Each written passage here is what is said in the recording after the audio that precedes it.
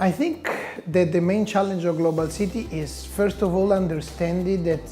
the city system is a larger system than just the main cities and the capitals, that is done by a different range of typologies of city, both in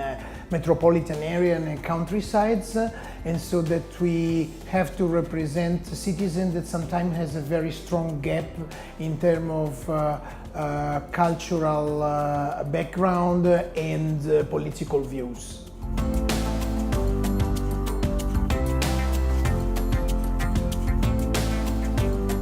I think that the main thing is strengthening alliance with different type of actors, like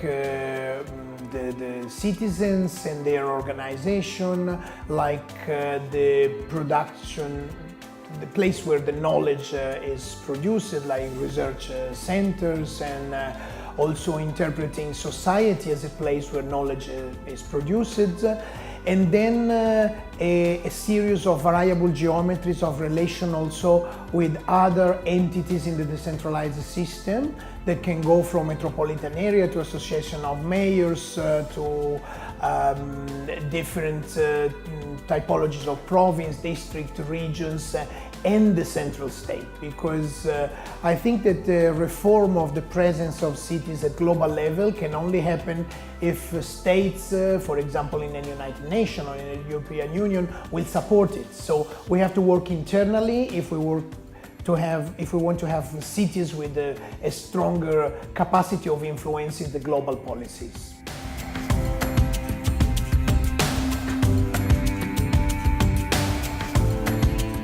I'm not sure that they are always answering, actually. There is a sort of still an idea that doing things in an authoritarian way is faster and we need a fast solution of problems. But I think that the faster we create policies, the more difficult will be their life and their sustainability. So I think that still on this issue, we still have the need to think better about the construction of participatory systems, which is not just having a central tool of participation, but a series of multiple tools directed to different actors that can attract different typologies of actors, but then are connected. Because a thing that happened in the past is that the multiplication of participatory spaces was like the multiplication of medieval feudos. So there was a councillor in charge of a participatory process, and he or she did not want any interference from other colleagues, and then in the end we had a lot of single issue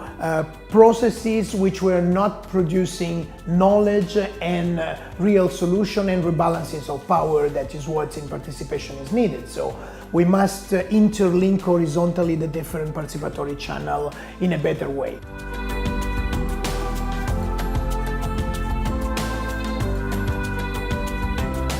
I think the reason why we can say that some of the city networks are still far from citizens is that the protagonists of city networks are mainly big cities and some other very politicized cities. So they do not represent the complete range of citizen fears and citizen need that we can have in a single country. So I think that we must enhance the protagonism of different typologies of urban local authorities, let's call it rural local authorities, in the city networks in order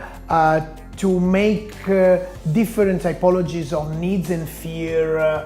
emerge. Otherwise, the paradox is that cities are always or often very progressive, their networks are very progressive in political terms, and then they encounter central governments which are mainly elected through populistic mechanism, because they somehow seems to represent better the fear and the problems of a large majority of abandoned people in far corner of our countries.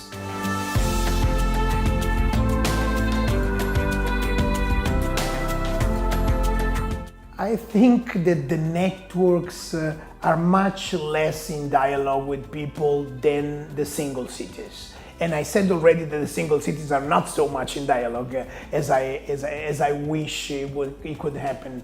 So maybe it's not easy to relate networks with citizens directly, because they are not direct elected institutions, so they are felt as like a lobby for